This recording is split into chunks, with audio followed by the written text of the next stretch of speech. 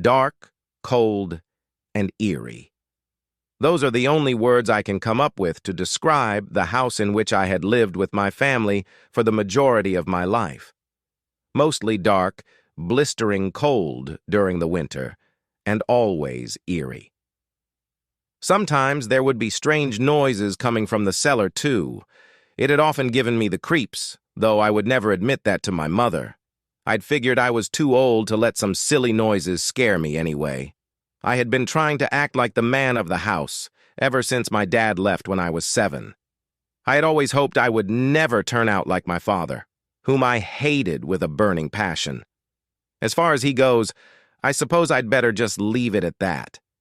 I lived in the house with my mother, Linda, and my uncle Kevin on a vast piece of land in Steinen, Indiana. Steinen was a tiny piece of shit in the middle of nowhere. Nobody liked living there. I didn't have any friends because I was homeschooled and I'd never even seen another kid my age in Steinen, since we almost never left the house unless my mom had to go into town to buy groceries. However, I was always very close to Uncle Kevin.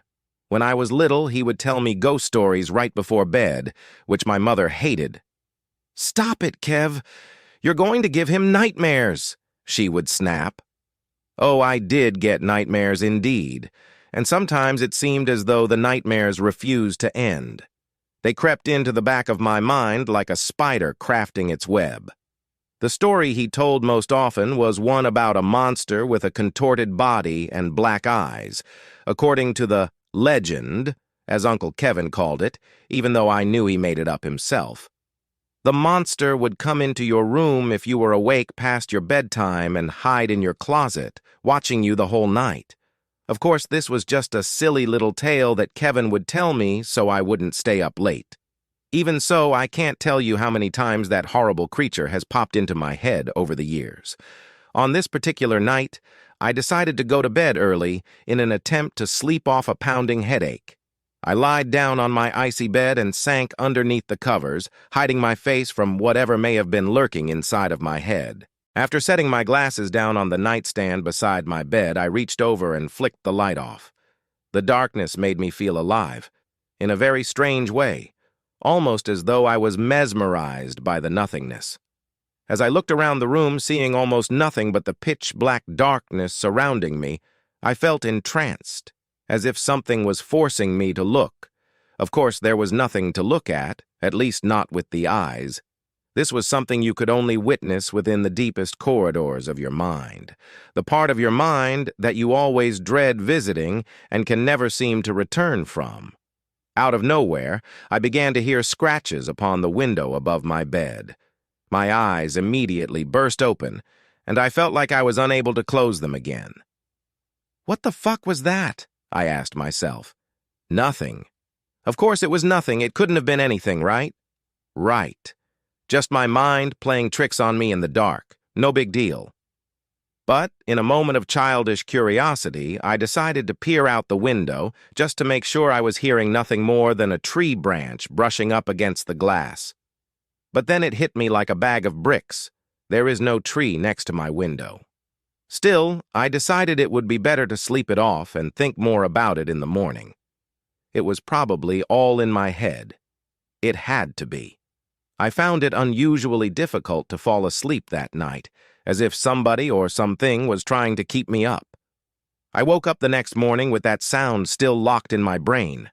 It had to have been coming from somewhere. But where? Shit. I had no idea. But then I remembered the cellar. I built up as much courage as I could muster and slowly crept down into the abyss. Jesus, I hadn't been down there in a year, maybe longer. I had almost forgotten what it looked like. Nothing but clouds of cobwebs and stacks of cardboard boxes shoved against the walls. I rustled through a couple of boxes until I stumbled upon a picture I'd drawn when I was a child. It was a sketch of a grotesque creature. It definitely wasn't human. This thing barely even had a face, just dark black eyes and no mouth. Its body was tall and thin, and was contorted into a shape that I had never even seen before. The more I looked at the drawing, the more I was reminded of that story my uncle used to tell me. It appeared to be raining above the creature, and toward the bottom of the paper I had scribbled, "Please stay awake," in giant letters. I quickly made my way up the staircase into the kitchen and went about my day as usual, keeping that drawing in my mind, trying to remember what it meant and why I'd drawn it in the first place. I looked outside and noticed that it had begun to rain. I didn't want to think about that creature any longer, so I walked into my dimly lit room and plopped onto my bed. I fell asleep before I even knew it.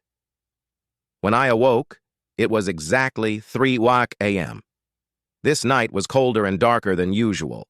The farm was soaked with rain from earlier in the evening. The moon was full and radiant. It almost didn't look real. For an instant, I glanced out of my bedroom window and I could swear I saw something walking quickly through the yard. When it spotted me, it slunk behind a tree as if it were trying to hide from me. It looked exactly like what I had drawn when I was a child. I ran into Uncle Kevin's room and began shaking him awake. "Kevin! Kevin!" He rubbed the room out of his eyes. "What's up, bud? It's late," he asked, bewildered at my excitement. I looked him in his bloodshot eyes and softly said, "I saw someone in the yard." Kevin looked at me with hesitation. "No, you probably just saw an animal. Get back to bed." I know what I saw. This was no animal. Or at least not one that I had ever seen, not even in my worst fucking nightmares. I knew I couldn't tell him exactly what I had seen, as he would never believe me. "No, Kevin, it was not an animal. Please. It was a man. I think... Look, just please go out and check." Uncle Kevin leapt up and grabbed his shotgun from under the bed. "All right, come on. Show me where he is. Let's try not to wake your mom. I'll scare the fucker off." We went outside and I pointed to the tree. I whispered to Kevin. I saw him go behind that tree. My uncle bravely walked up to the tree and peered around it. Nothing. He searched the entire farm for well over half an hour, but he never found anyone or anything. "Let's go back in, bud. There's no one out here. Keep the doors locked tonight." He was wrong. I knew there was something out there. I crawled into bed and threw the covers over my face. I could hear the blistering wind coming from outside. It pierced my ears with a whistle that I thought only dogs could detect. Suddenly, I heard a tapping sound upon my window. The sound grew louder with each tap. I tightened the blankets around my body. The taps slowly turned into knocks. Louder and faster the knocks became. The knocks turned into bangs. I thought the glass was going to break. Then, out of nowhere, it stopped. No more taps, no more knocks, no more bangs, no more wind. I was relieved.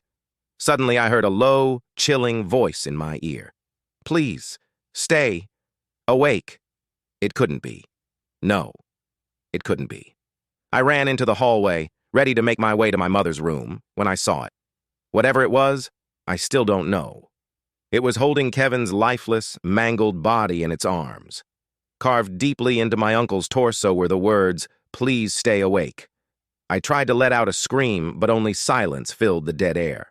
I sprinted through the door of my mother's bedroom and saw her body lying in the middle of the floor.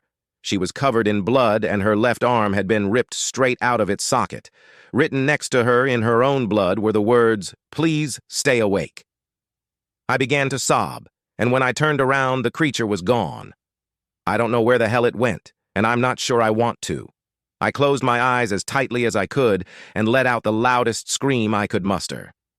I called the police and lied down on the cold, now blood-soaked floor, waiting for them to arrive. It felt like hours. Finally, the police showed up to find me in the fetal position next to my mother's corpse. I told them everything I saw. I showed them my drawing. I told them about the taps, the knocks, the bangs.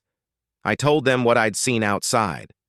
But of course, they wouldn't hear a word of it. Why would they? All they could see was a lonely kid hovering over his dead mother, her blood covering my clothes almost as much as it covered the floor. It's cold in this cell. It's dark and lonely. The silence is the only saving grace. Constant, peaceful silence. Tonight, it's raining outside. It's colder, darker, and wetter than ever. But unfortunately, I must stop writing now. I just heard a tap on my window.